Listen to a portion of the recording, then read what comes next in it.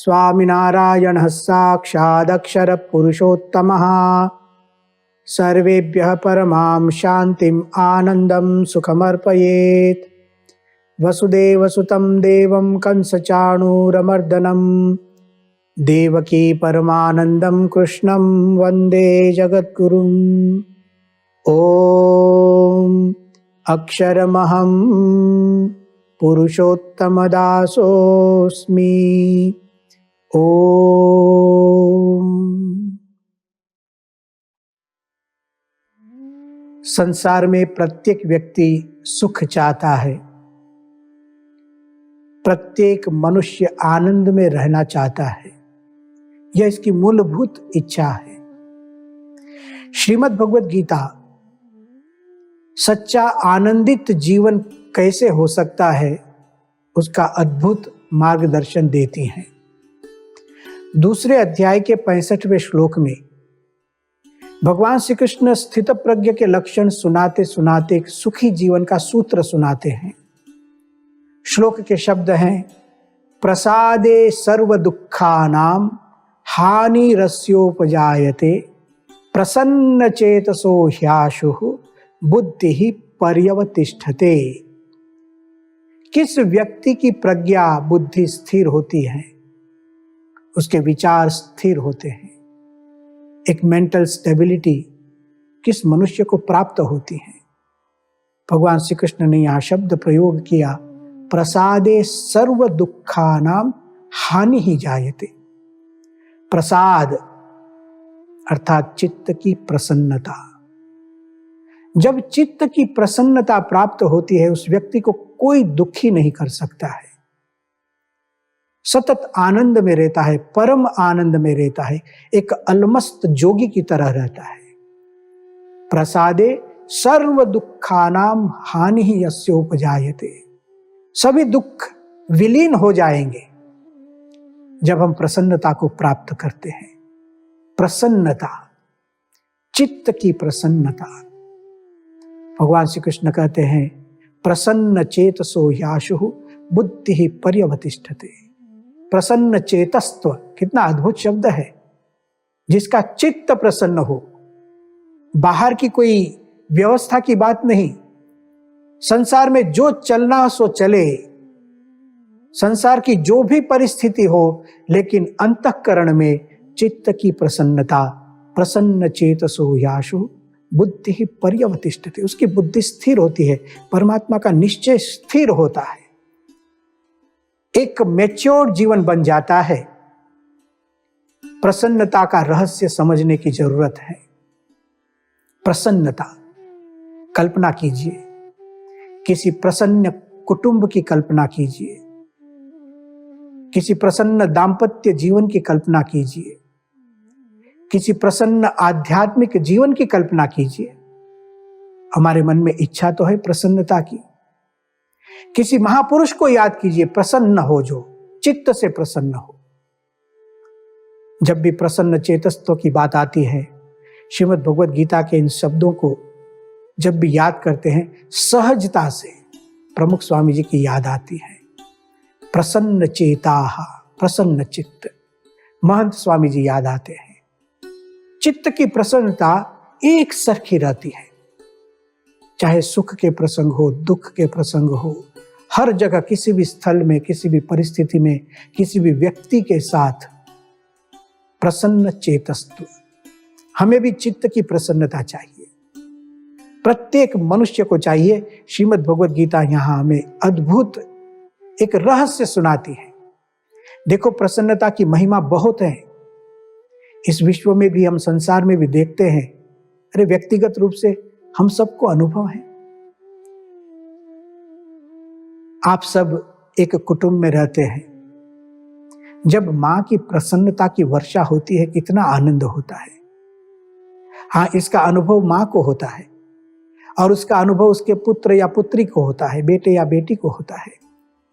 मां की प्रसन्नता की वर्षा, जब कोई व्यक्ति प्रसन्न होता है तो उसकी असर अलग होती है। कभी कभी ऐसे भी सुना जाता है, किसी व्यक्ति को कोई अवार्ड मिलता है, पारितोषिक मिलता है, विश्व विक्रमी अवार्ड मिलता है। और जब वह अवार्ड हाथ में लेते हैं तब अपने पिता के सामने, अपनी माता के सामने देखते हैं, और उस देखने में माता की या पिता की एक प्रसन्नता की वर्षा होती है। उसकी कीमत देखिए। पति की प्रसन्नता पत्नी पर वर्षे, पत्नी की प्रसन्नता पति पर वर्षे, संतानों पर प्रसन्नता की वर्षा हो। कितना अद्भुत जीवन हम बना सकते हैं जब प्रसन्न रहना सीख जाते हैं। श्रीमद् भगवद गीता जब हमें कहती है प्रसादे सर्व दुखानाम हानि ही जायते, हम प्रसन्न रहने सीख जाएंगे तो सब दुख नष्ट हो जाएंगे। तो क्यों ना सीखे। आज प्रसन्नता की जब बात होती है तो भगवद गीता का आधार लेकर प्रसन्नता के पंचामृत को हम सीखेंगे। पंचामृत, हमारे भारतीय सनातन धर्म में पंचामृत स्नान भगवान को करवाया जाता है, अभिषेक होता है। दूध, दही, घी, मधु और शर्करा, पंचामृत के बहुत लाभ है। आज हम यहां पर प्रसन्नता के पंचामृत की बात करेंगे। 5 प्रकार से प्रसन्नता को प्राप्त करें। पहला अमृत प्रसन्न रहना, दूसरा अमृत प्रसन्न होना, तीसरा अमृत प्रसन्नता व्यक्त करना, चौथा अमृत प्रसन्न करना, और 5वां अमृत प्रसन्नता का विचार करना। यदि हमारे जीवन में प्रसन्नता का यह पंचामृत प्राप्त हो जाए, हम इस पंचामृत से अभिषिक्त हो जाए, तो सर्व दुखानाम हानि ही जायते, सब दुख नष्ट हो जाएंगे, आनंद की अनुभूति होगी। सबसे पहली बात यहां आती है, प्रथम अमृत प्रसन्न रहो। दुनिया में जो चलता है चलने दीजिए, आप क्यों चिंतित होते हैं। हमें चिंतित रहने की आदत बन गई है। कुछ विपरीत हो जाए, विपरीत परिस्थिति आ जाए, विपरीत परिस्थिति में भी प्रसन्न रहो, चिंतित न बन जाओ। घर में भी, विश्व में जैसे परिस्थितियां होती है, हमारे घर में परिस्थितियां होती हैं। सबके अपने अपने स्वभाव होते हैं, प्रकृतियां होती है, उसको सहन करो। कोई बहुत बोल बोल करता है, कोई बोलता ही नहीं है, कोई कुछ काम करने में शिथिल होता है, तो फिर हमारी प्रसन्नता चली जाती है, हम उद्विग्न हो जाते हैं, चिंतित हो जाते हैं। श्रीमद् भगवद गीता का प्रथम अमृत प्रसन्नता का, प्रसन्न रहो। विपरीत परिस्थितियों में चित्त को प्रसन्न रखो।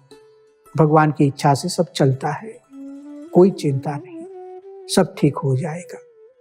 अब दूसरा, द्वितीय अमृत है प्रसन्न बनो। विपरीत परिस्थिति नहीं। अब क्या बनता है देखिए, कुछ अच्छा काम चलता है दुनिया में, तो प्रसन्नता हमारे मन में हो, हमें पसंद आना चाहिए। हमारे घर में भी कुछ अच्छा चलता है तो हमें पसंद आना चाहिए, उसके लिए द्वेष नहीं होना चाहिए। अभी क्या हो गया कि हम कहीं पर भी प्रसन्न होने के लिए तैयार नहीं है। ईर्ष्या की वजह से, द्वेष की वजह से, अंतर में अभी कुछ कहना तो नहीं है, भीतर ही भीतर प्रसन्न होना है। समझो किसी ने अच्छा अभ्यास किया और हमें पता चला कि इसने बहुत अच्छा अभ्यास किया है, बस अंदर प्रसन्न हो, बहुत अच्छी बात है। गुणग्राही बनो, बहुत अच्छी बात है। जब कोई हमें अच्छी बात सुनाता है, कुछ सिद्धि की बात करता है, तो प्रसन्न रहना, और अंदर से एक प्रसन्नता का भाव जब आता है, अपने आप वहां प्रेम, आदर अपने आप आ जाता है। हमें तो कुछ अच्छा ही नहीं लगता है, नेगेटिविटी इतनी आ जाती है ईर्ष्या की वजह से। कुछ तो जब कुछ अच्छा सुनते हैं उसमें भी दोष निकालते हैं।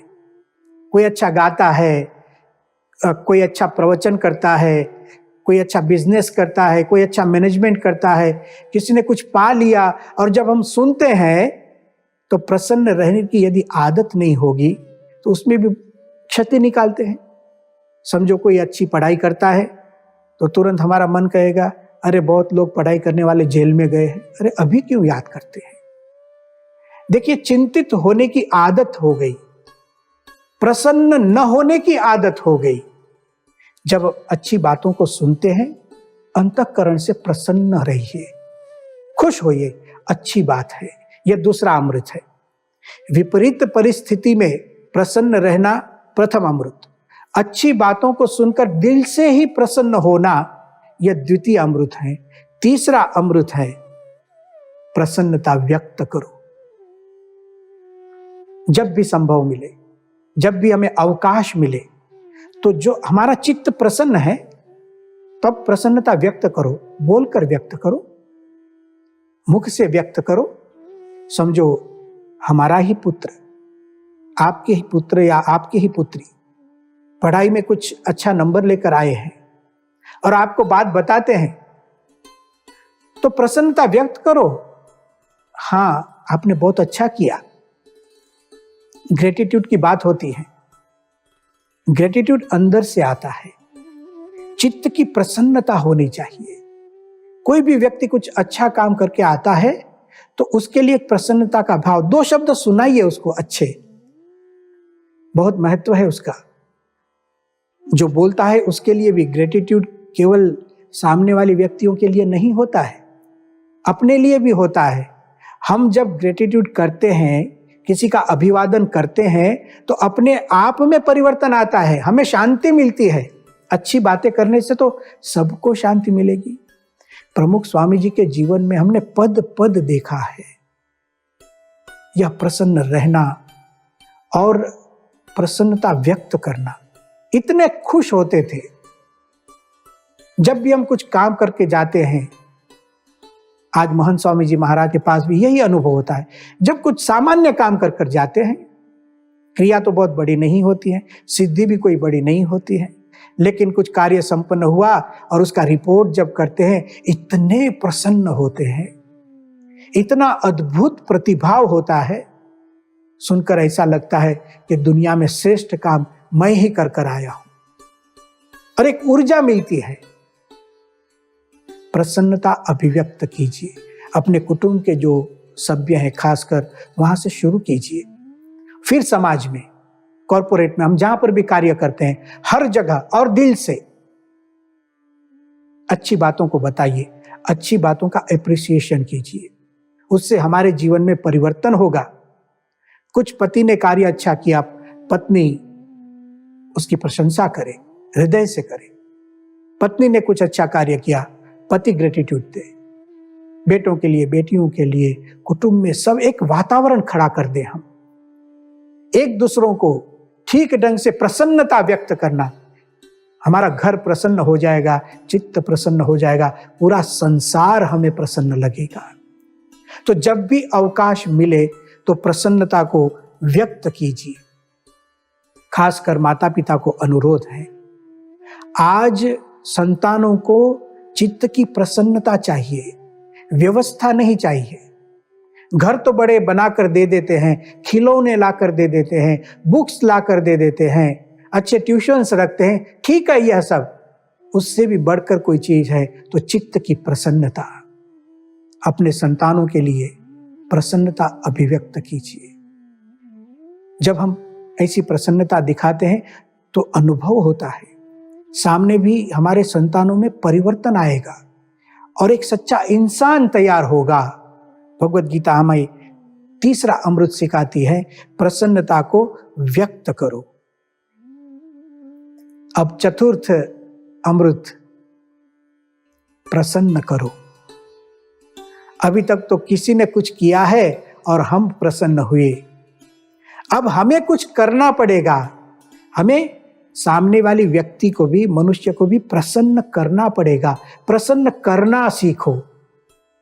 चतुर्थ अमृत, प्रसन्न करना जब होता है तो जीवन में कुछ श्रम उठाना पड़ेगा, सेवा करो।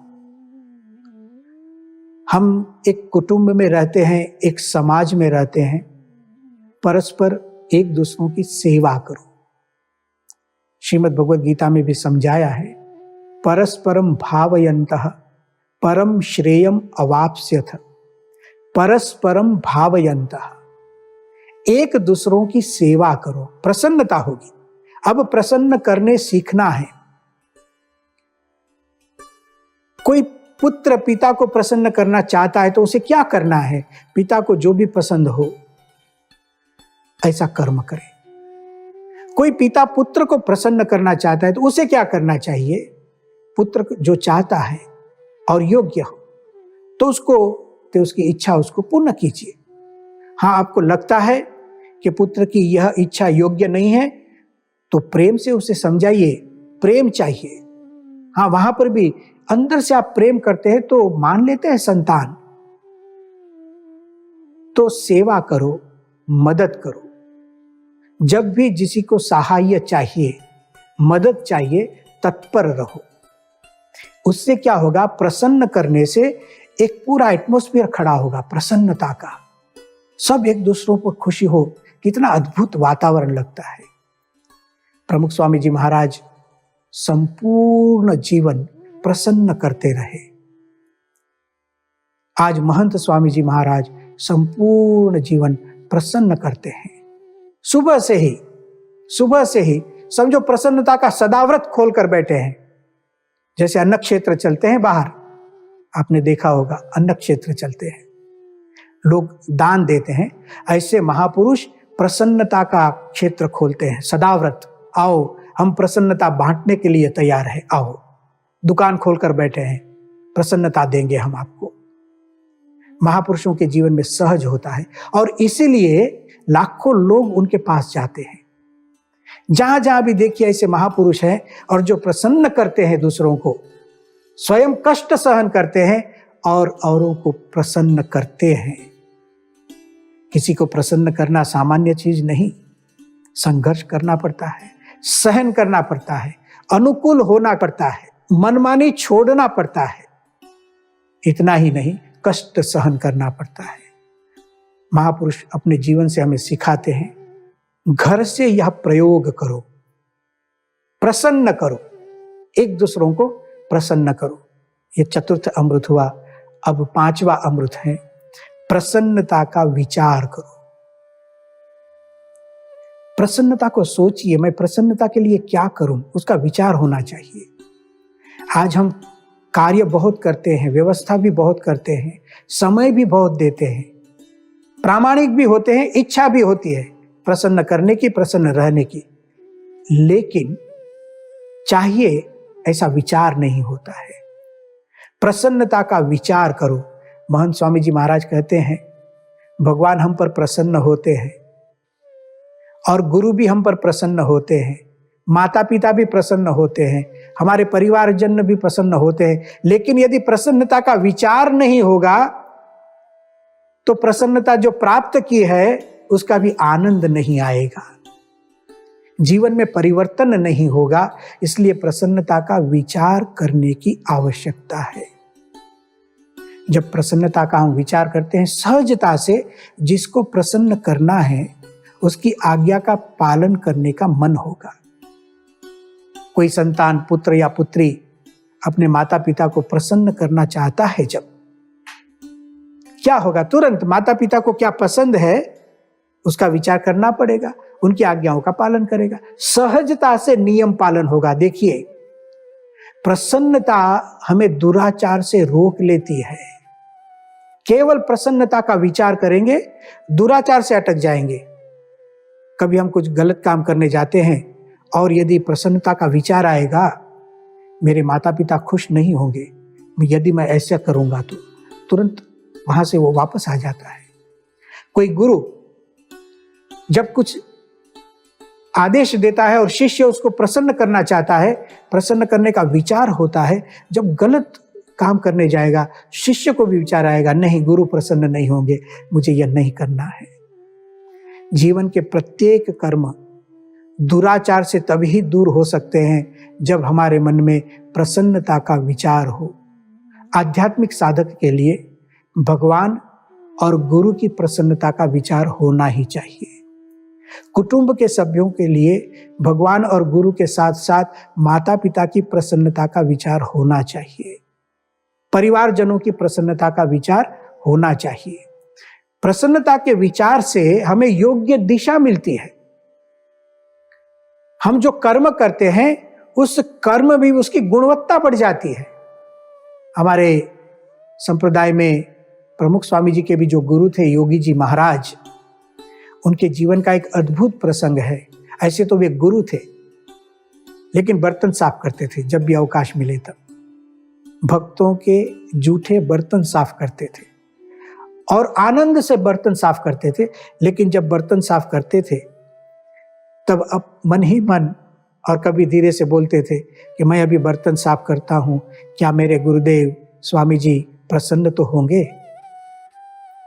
तो जिस ढंग से मैं अभी बर्तन साफ करता हूं, यदि मेरे गुरु उसको देखे तो वो प्रसन्नता व्यक्त करेंगे या नहीं? अर्थात गुरु की उपस्थिति को याद करते हैं, गुरु की उपस्थिति को महसूस करते हैं और एक सेवा करते हैं। वह सेवा कितनी अद्भुत होती है, इसे कहते हैं प्रसन्नता का विचार करना। जब भी हमें प्रसन्नता का विचार आएगा, जीवन में परिवर्तन होगा। रामायण में अद्भुत प्रसंग आता है। हम जानते हैं भगवान श्री राम को राज्याभिषेक होना था, लेकिन मंथरा ने कैकेयी को कुछ कहा और उसका मन बदल गया। कैकेयी ने 2 वरदान मांगे और राम को वनवास हुआ। जब भरत और शत्रुघ्न को इस बात का पता चला तो शत्रुघ्न बहुत क्रोधित हो जाते हैं, गुस्सा आ जाता है मंथरा पर कि मैं इसे कुछ कर दूं। ऐसे तो भरत के मन में भी गुस्सा है, लेकिन शत्रुघ्न बोलने लगता है कि इस मंथरा को कुछ करना चाहिए। क्रुद्ध हो जाता है और जब भरत देखता है शत्रुघ्न क्रुद्ध हो गया है, हाँ प्रसंग तो क्रुद्ध होने का ही था, लेकिन भरत के मन में राम की प्रसन्नता का विचार आता है और भरत शत्रुघ्न को कहता है, देखो भाई शत्रुघ्न, गुस्सा तो मुझे भी आता है, आपको मंथरा पर आता है, मुझे तो मेरी मां कैकेयी पर गुस्सा आता है। लेकिन यदि हम कुछ अयोग्य कर्म करेंगे तो राम को पसंद नहीं आएगा। राम ना भी भाषते, उसको अच्छा नहीं लगेगा, हमारे साथ बात भी नहीं करेगा। राम को प्रसन्न करने की भावना जन्मी और देखो जीवन में परिवर्तन आ जाता है। प्रसन्नता की यह कीमत है। प्रसन्नता केवल सामने वाले व्यक्ति के लिए उपयोगी नहीं है, प्रसन्नता तो हमारे लिए भी उतनी ही उपयोगी है। आजमा कर देखिए, एक प्रयोग कीजिए। हमारे संप्रदाय में मुक्तानंद स्वामी थे, बहुत पवित्र संत थे। उनके लिए एक शब्द प्रयोग किया जाता था, सत्संग की मां, पूरे सत्संग समुदाय की मां। इतने सरल थे, इतने शांत थे। उनको भी एक बार परब्रह्म भगवान स्वामीनारायण ने पूछा, मुक्तानंद स्वामी, क्या आपको कभी गुस्सा आता है? तो उन्होंने कहा, कभी आता है, कुछ सत्संग में कुछ बिगड़ता हो, हमारे लिए नहीं, लेकिन सत्संग में और कुछ समाज का बिगड़ता हो तो गुस्सा आता है, लेकिन बहुत थोड़ी देर तक रहता है, फिर चला जाता है। तब स्वामीनारायण भगवान ने पूछा, आकर चला जाता है तुरंत, तो आप क्या विचार करते हैं? तब मुक्तानंद स्वामी जी ने कहा कि गुस्सा रखने से मेरे प्रभु प्रसन्न नहीं होंगे, ऐसा विचार कर मैं गुस्सा छोड़ देता हूं।